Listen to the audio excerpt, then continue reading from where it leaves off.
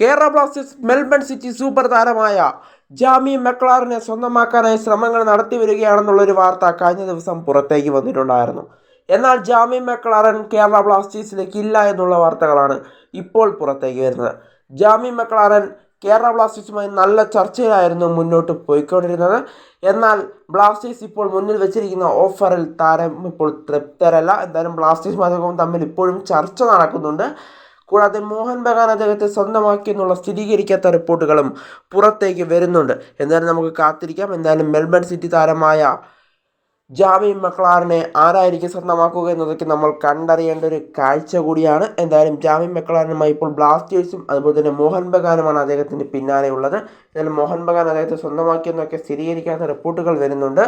എന്തായാലും ജാമി മക്ലാറൻ കേരള ബ്ലാസ്റ്റേഴ്സിലേക്ക് എത്തുമോ എന്നുള്ളതിനൊക്കെ അന്തിമ തീരുമാനം ഇനി വരാനായിട്ട് ഇരിക്കുകയാണ്.